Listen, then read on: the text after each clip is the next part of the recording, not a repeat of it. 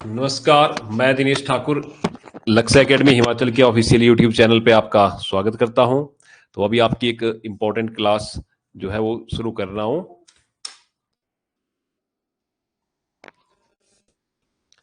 तो जो क्लास है आपकी आज तो इकोनॉमिक्स की रहेगी। तो लक्ष्य एकेडमी हिमाचल के ऑफिशियल यूट्यूब चैनल पे आपका स्वागत है। ठीक है, तो जो पहला क्वेश्चन है, हम पहला क्वेश्चन देखते हैं। जो पहला क्वेश्चन है आज का वो है, वर्तमान में भारत की अर्थव्यवस्था कैसी है। वर्तमान में भारत की जो अर्थव्यवस्था है वो कैसी है। ठीक है, वर्तमान में भारत की अर्थव्यवस्था जो है वो कैसी है। ठीक है, तो वर्तमान में जो भारत की अर्थव्यवस्था है वो कैसी है, विकसित है या विकासशील है या अल्प विकसित है या पिछड़ी हुई है। तो जो राइट आंसर है वो है बी। वर्तमान में जो भारत की अर्थव्यवस्था है वो कैसी है, वो विकासशील है। ठीक है, तो अब एक्सप्लेनेशन के साथ हम इस क्वेश्चन को करेंगे पूरा। आज का जो ये सेशन हमारा रहेगा ये भी एक्सप्लेन होगा, हम हर क्वेश्चन को एक्सप्लेन करके ही पढ़ेंगे ताकि आपको ज्यादा से ज्यादा बातें समझ आए, क्वेश्चन की क्लियरिटी आपको ज्यादा अच्छे से हो। ठीक है, तो हम देखेंगे यहाँ पे जब बात कर रहे हैं हम अर्थव्यवस्था की, किसी भी राष्ट्र की, किसी भी देश की, जब हम किसी भी देश की जब हम अर्थव्यवस्था की बात कर रहे हैं तो वहां पे हमने बात करी विकसित है या विकासशील है, विकसित है या पिछड़ी हुई है। तो हम विकसित या विकासशील पहले इनको देख लेते हैं। ठीक है, तो जो विकसित राष्ट्र होते हैं उनके बारे में और विकासशील राष्ट्र के बारे में देखते हैं। तो इनको हम किस तरह से देख सकते हैं, तो इनको जो अर्थव्यवस्था है उसको देखने का जो नजरिया है उसमें आर्थिक आर्थिक स्थिति आर्थिक जो स्थिति होती है वो भी देखी जाती है। ठीक है, आर्थिक स्थिति देखी जाती है। ठीक है, उसके अलावा कृषि, ये भी एक मुख्य बिंदु होता है। उसके अलावा जनसंख्या, ठीक है, जनसंख्या भी देखी जाती है। उसके अलावा प्राकृतिक साधन के बारे में हम देखेंगे। ठीक है, तो जो विकसित राष्ट्र हैं उनकी जो आर्थिक स्थिति होती है वो प्रति व्यक्ति जो उनकी वास्तविक आय होती है वो अधिक होती है और उपभोग का जो उनका स्तर होता है वो अधिक अधिक तथा राष्ट्रीय आय के अनुपात में उनकी बचत तथा निवेश का स्तर भी उच्च होता है। किसकी बात हुई है, विकसित राष्ट्रों के बारे में। और जो विकासशील राष्ट्र हैं उनमें क्या होता है, प्रति व्यक्ति जो वास्तविक आय है, उपभोग का जो स्तर है तथा राष्ट्रीय आय का जो अनुपात है उसमें जो बचत और जो निवेश होता है उनको नियमन रहता है। ये विकासशील देशों की बात कर रहे हैं। अब कृषि में हम देखते हैं तो विकास जो विकसित राष्ट्र है उनमें कृषि जनसंख्या का अल्प भाग कृषि कार्य में संलग्न व कृषि क्षेत्र में बेरोजगारी नहीं होती है। और अगर हम विकासशील राष्ट्रों के बारे में देखते हैं इसी चीज को, कृषि को, तो जनसंख्या का अधिकांश जो भाग होता है वो कृषि में संलग्न होता है, वो कृषि क्षेत्र में अदृश्य बेरोजगारी भी होती है। ठीक है, अब हम जनसंख्या के स्तर पे इसको देखते हैं, विकासशील और विकसित राष्ट्र को। तो कम जनसंख्या जो विकसित राष्ट्र होते हैं उनमें कम जनसंख्या होती है, जनसंख्या जो होती है कम होती है, तो मृत्यु दर भी कम होती है और औसत आयु अधिक होती है। लेकिन इसके विपरीत विकासशील जो राष्ट्र होते हैं उनमें अधिक जनसंख्या तथा मृत्यु दर में अधिक अधिक होती है और औसत आयु भी कम होती है। जो विकसित देश होते हैं उनमें क्या होती है, जनसंख्या क्या होती है, जनसंख्या जो होती है वो कम होती है और जो विकासशील राष्ट्र होते हैं उनमें जनसंख्या क्या होती है, अधिक होती है। ठीक है, और मृत्यु दर इनमें क्या होती है, कम होती है। किसमें, विकसित राष्ट्रों में, और इनमें मृत्यु दर जो होती है वो ज्यादा होती है। तो ये चीजें हमने, ठीक है, ये हमने समझी। ठीक है, विदेशी व्यापार के बारे में भी यहाँ बात हो, विदेशी व्यापार भी एक बिंदु है, उसका भी देख लेते हैं। आय जो विकसित राष्ट्र है उनमें आय वितरण सम प्रकार का होता है और आयात निर्यात जो होते हैं कम निर्भरता होती है। ये किसकी बात की हमने, विकसित राष्ट्रों की। और जो विकासशील राष्ट्र होते हैं वहां पे क्या होता है, आय वितरण में विषमता पाई जाती है। ठीक है, और आयात निर्यात पे अधिक निर्भर होते हैं। ठीक है, तो ये हमने बात करी भारत में अर्थव्यवस्था कैसी है, विकासशील है। तो थोड़ा विकसित और विकासशील के बारे में हमने समझा। विकसित राष्ट्र कौन है, जैसे अमेरिका, ये जो देश है ये यूरोपियन कंट्री मोस्टली ये विकसित राष्ट्र है। और अगर हम बात करें विकासशील देशों की तो भारत, ये जो देश है जो विकास अभी कर रहे हैं ये विकसित विकासशील राष्ट्रों की श्रेणी में आएगा भारत। ठीक है, तो नेक्स्ट जो हम क्वेश्चन है उसको पढ़ते हैं। जो नेक्स्ट क्वेश्चन है वो है, बम्बई स्टॉक एक्सचेंज किस वर्ष, बम्बई स्टॉक एक्सचेंज किस वर्ष में स्थापित किया गया। तो जो बम्बई स्टॉक एक्सचेंज था वो किस वर्ष में स्थापित किया गया। तो बम्बई स्टॉक एक्सचेंज जो है उसका राइट आंसर है ऑप्शन नंबर बी। बॉम्बे जो स्टॉक एक्सचेंज है वो 1875 में स्थापित किया गया, 9 जुलाई, है ना, डेट के साथ मैं आपको बता रहा हूं। तो अब हम समझ लेते हैं कि मुंबई स्टॉक एक्सचेंज के बारे में हम थोड़ा समझ लेते हैं। Mumbai stock exchange, Bombay stock exchange के बारे में थोड़ा समझ लेते हैं। बम्बई स्टॉक एक्सचेंज भारत और एशिया का सबसे पुराना स्टॉक एक्सचेंज है। इंडिया और हम एशिया की हम बात करते हैं ना, इंडिया एंड एशिया का सबसे ओल्ड जो स्टॉक एक्सचेंज है वो कौन है? बम्बई स्टॉक एक्सचेंज, ठीक है। तो इसको हम ऐसे भी लिख सकते हैं, बीएससी, ठीक है। ठीक है, तो ये है, ये जो महाराष्ट्र की जो राजधानी है मुंबई में स्थित है, जो कि महाराष्ट्र की राजधानी मुंबई में स्थित है ना। इसकी स्थापना 1875 में हुई थी और ये जो एक्सचेंज है ये 417 शहरों तक इसकी पहुंच है। जो मुंबई स्टॉक एक्सचेंज है वो भारतीय शेयर बाजार के दो स्टॉक एक्सचेंज, प्रमुख जो स्टॉक एक्सचेंज है उनमें से एक है। एक कौन सा है? ये तो वही जो मैं बता रहा हूँ, बीएससी। और दूसरा कौन सा है? एनएससी। एनएससी क्या है? एनएससी है आपका नेशनल स्टॉक एक्सचेंज, ठीक है।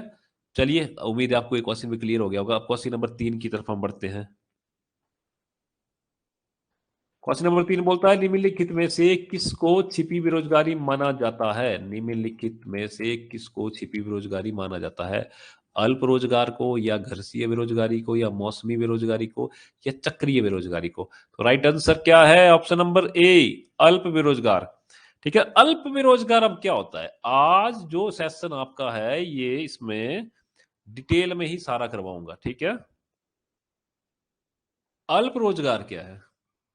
ये सेशन है आपका, ये मैक्सिमम जो एग्जाम है उनमें, जैसे कमीशन वगैरह के एग्जाम है, अन्य एग्जाम है, वहां पे इंपॉर्टेंट रहेगा। अल्प रोजगार तब होता है जब लोग अपनी क्षमता से कम काम कर रहे होते हैं। अल्प रोजगार का क्या मतलब है? जो जब लोग अपनी क्षमता से क्या कर रहे होते हैं? कम काम करते हैं ना, कम काम, ठीक है, कर रहे होते हैं। उदाहरण उदाहरण ले लेते हैं हम इसके लिए, है ना। शहरी क्षेत्रों में, सेवा क्षेत्र में हजारों अस्थायी कर्मचारी हैं जो दैनिक रोजगार की तलाश में हैं। वे पेंटर, प्लम्बर, मरम्मत करने वाले या इस तरह के मतलब लोगों के रूप में काम करते हैं, जो विपरीत काम करते हैं। इसमें क्या होता है, इनमें से उनमें से कई को हर दिन काम भी नहीं मिल पाता। तो अल्प रोजगार के बारे में भी आपने समझ लिया ना। तो नेक्स्ट क्वेश्चन देखते हैं, क्वेश्चन नंबर 4। बाजार अर्थव्यवस्था वह होती है, तो इसका हम देखते हैं, बाजार जो अर्थव्यवस्था है उसके बारे में क्वेश्चन है। बाजार अर्थव्यवस्था वो होती है, ऑप्शन नंबर 1 बोलता है अंतरराष्ट्रीय बाजार की शक्तियों से प्रभावित हो। बी बोलता है सरकार द्वारा नियंत्रित हो। सी बोलता है सरकारी नियंत्रण से मुक्त हो। डी बोलता है उपरोक्त सभी हैं। तो option number C right answer है, सरकारी नियंत्रण से मुक्त हो। अब हम इसको समझ लेते हैं, ठीक है। पहले तो बाजार अर्थव्यवस्था जो ये टर्म है इसको हम समझ लेंगे, उसके बाद ये क्वेश्चन का मैंने आंसर तो आपको बता दिया। मैं फिर बता रहा हूं, क्लास जो है ये डिटेल क्लास रहेगी, ठीक है। तो बाजार अर्थव्यवस्था क्या है? मार्केट इकोनॉमी क्या है? ऐसी अर्थव्यवस्था होती है जिसमें निवेश, ये ऐसी अर्थव्यवस्था होती है जिसमें जो निवेश है, उत्पादन और वितरण के निर्णय उन मूल्य संकेतों द्वारा निर्धारित होते हैं जो प्राकृतिक रूप से स्वयं ही मांग और आपूर्ति की स्थितियों से उत्पन्न हो, ठीक है। तो इसका राइट, बाजार अर्थव्यवस्था वो होती है, इसका राइट आंसर मैंने आपको बता दिया, सरकारी नियंत्रण से जो मुक्त हो, ठीक है। नेक्स्ट क्वेश्चन की तरफ बढ़ते हैं। तो पहले मैं आपको बता दूं, गूगल प्ले स्टोर पर अ, अगर आप गूगल प्ले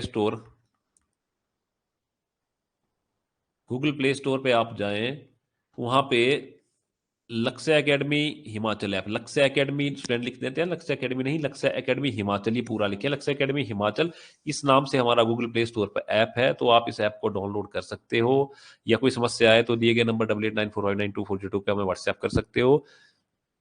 यहाँ पे हमारे पास एचपी, पीएससी से संबंधित मैक्सिमम जो एग्जाम है, कॉम्पिटिटिव एग्जाम है, उनकी हम कोचिंग प्रोवाइड करवा रहे हैं, जिसमें कि चाहे टेट हो, या फिर टीजीटी कमीशन के एग्जाम हो, पटवारी हो, पुलिस हो, या पंचायत सहायक हो, बैंकिंग का हो, अन्य मैक्सिमम जो एग्जाम है या एसएससी लेवल के, वो हम ऑनलाइन कोचिंग के माध्यम से, अपने ऐप के माध्यम से हम करवाते हैं।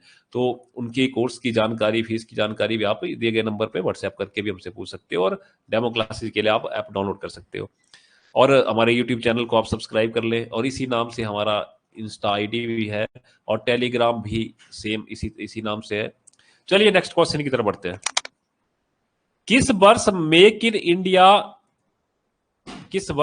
इंडिया पहले आरंभ की गई थी? ठीक है, किस वर्ष मेक इन इंडिया को जो जो है वो आरंभ किया गया था? 2013, 14, 2015 या 2016 में? तो 2014 में मेक इन इंडिया को आरंभ किया गया था। अब मेक इन इंडिया को थोड़ा समझ लेते हैं ना। मेक इन इंडिया,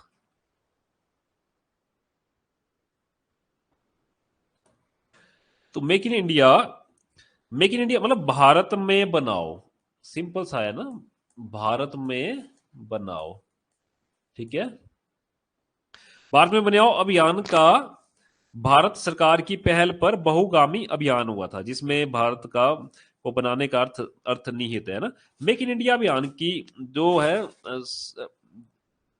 भारत में निर्मित जो चीजें हैं, ये भारत में बनाओ, उसी पे आधारित है ना। ठीक है, तो नेक्स्ट क्वेश्चन की तरफ हम बढ़ते हैं।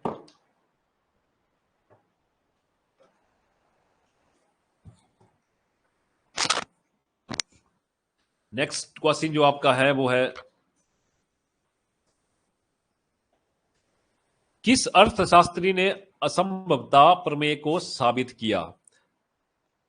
राइट ऑप्शन है पहला केनेथ रोदफ, दूसरा ऑप्शन है केनेथ एरो, तीसरा ऑप्शन है गैरी वेकर, और जो चौथा ऑप्शन है वो है मार्कस गैजन। ठीक है,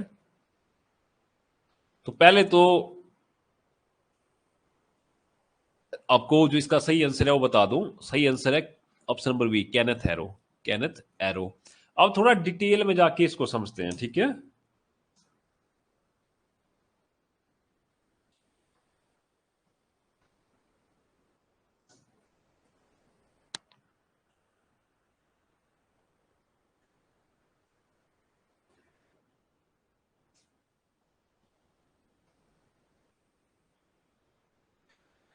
डिटेल में इसको समझ लेते हैं थोड़ा।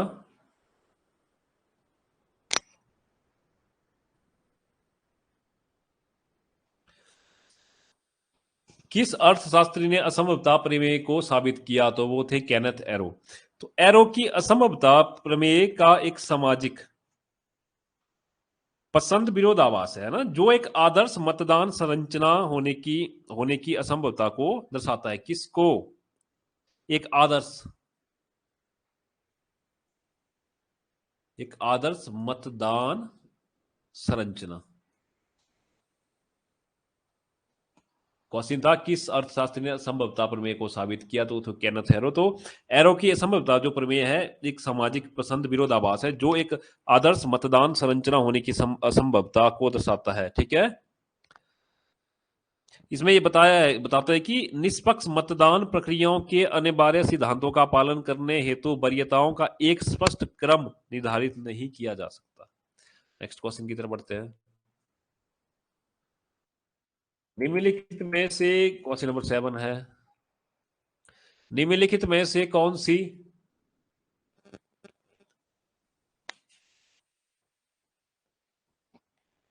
निम्नलिखित में से कौन सी आर्थिक प्रणाली स्वतः संचालित होती है?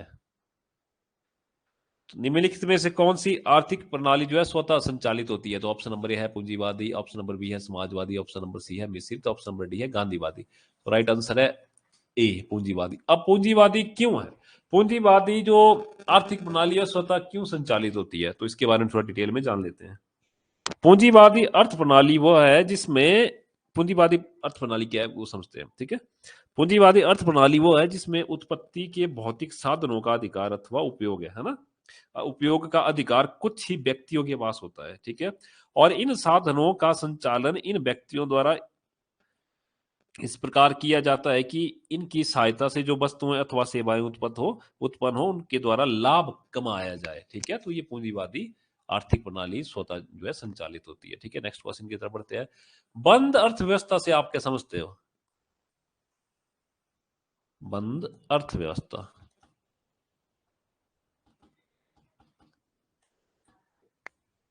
ठीक है, राइटिंग थोड़ी प्रॉपर नहीं है। बंद अर्थव्यवस्था के बारे में आप क्या समझते हो? ऑप्शन नंबर ए है आयात बंद, ऑप्शन नंबर बी है निर्यात बंद, ऑप्शन नंबर सी है नियंत्रित पूंजी, ऑप्शन नंबर डी है आयात निर्यात बंद।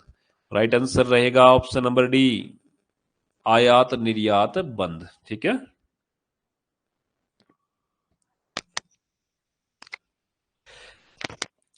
चलिए ये समझ लेते हैं टर्म को। एक बंद अर्थव्यवस्था वो है जिसमें बाहरी अर्थव्यवस्थाओं के साथ कोई व्यापारिक गतिविधि नहीं होती। जो बंद अर्थव्यवस्था होती है उसकी जो बाहरी उसके साथ जो है ना, वो बाहरी अर्थव्यवस्थाओं के साथ कोई भी व्यापारिक गतिविधि नहीं होती। इसलिए बंद अर्थव्यवस्था पूरी तरह से आत्मनिर्भर है, जिसका मतलब यह है कि कोई भी आयात देश में नहीं आता है और कोई भी निर्यात देश से बाहर नहीं जाता है। ना तो कोई आयात देश से बाहर जाएगा, ना तो कोई आयात देश में आएगा, ना तो कोई निर्यात देश से बाहर जाएगा, है ना। बंद अर्थव्यवस्था वह है जिसमें बाहरी अर्थव्यवस्थाओं के साथ कोई व्यापारिक गतिविधि नहीं होती। क्लियर, ये जो है पूर्णतः आत्मनिर्भर होती है। इसका मतलब ये है कि कोई भी आयात देश में नहीं आता और ना ही कोई आयात देश से बाहर नहीं जा सकता। ठीक है, अब इसके बाद नेक्स्ट हम आगे बढ़ते हैं। नेक्स्ट क्वेश्चन, लॉरेंज वक्र क्या दर्शाता है? लॉरेंज वक्र क्या, क्वेश्चन नंबर 9 है, लॉरेंज वक्र क्या दर्शाता है? गरीबी को, बेरोजगारी को, आय का वितरण या मुद्रास्फीति? लॉरेंज वक्र दर्शाता है आय का वितरण। तो लॉरेंज वक्र क्या दर्शाता है? आय का वितरण दर्शाता है। क्या दर्शाता है ये? आय का वितरण दर्शाता है। ठीक है, थोड़ा सा ये समझ लेते हैं। ठीक है, लॉरेंज वक्र द्वारा किसी देश के लोगों के बीच आय विषमता को ज्ञात किया जाता है। लॉरेंज वक्र क्या करता है?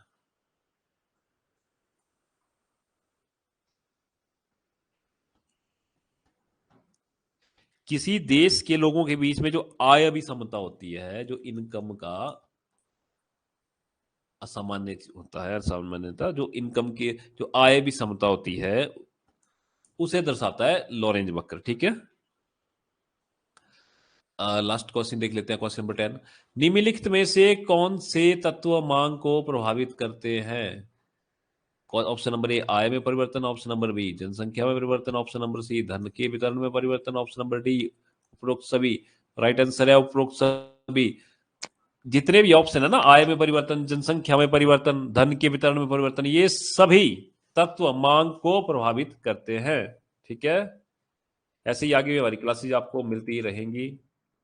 तो फिर एक बार आपको बता दूं, गूगल प्ले स्टोर पे आप जाएं, गूगल प्ले स्टोर पे आप जाएं। ठीक है, वहां पे जाके आप लक्ष्य एकेडमी हिमाचल, तीनों पूरे नाम है लक्ष्य, वहां पे जाके आप लक्ष्य एकेडमी सर्च करें और हमारा ऐप वहां से आप डाउनलोड कर सकते हो। उसके अलावा अधिक जानकारी के लिए इस नंबर पे आप हमें व्हाट्सएप कर सकते हो, या इंपॉर्टेंट है तो कॉल भी कर सकते हो। ठीक है, क्योंकि लक्ष्य एकेडमी हिमाचल के द्वारा HP, PSC, SSC के बहुत सारे जो कॉम्पिटिटिव एग्जाम है उनकी ऑनलाइन कोचिंग चलाई जा रही है। स्टूडेंट्स को काफ़ी पता भी होगा, जिनको नहीं पता वो भी यहाँ जान लें। यहाँ पे हम चाहे HP का जो TGT कमीशन है उसके एग्ज़ाम हो, या टैट हो, या फिर पटवारी हो, या फिर अभी पुलिस की बात आई है जैसे पुलिस के हो, या इसके अलावा अन्य भी पंचायत सेक्रेटरी के एग्ज़ाम की बात हो, या बैंकिंग का हो, तो इस तरह से बहुत सारे एग्ज़ाम जो हैं जिनके कॉम्पिटिटिव एग्ज़ाम की जो हम ऑनलाइन कोचिंग करवाते हैं। अब कोर्स में हमारे क्या मिलता है, इसमें हम डेली लाइव क्लास प्रोवाइड करवाते हैं, रिकॉर्डेड क्लास देते हैं, जो डेली लाइव क्लास होगी वही ऑटोमेटिकली रिकॉर्ड होगी।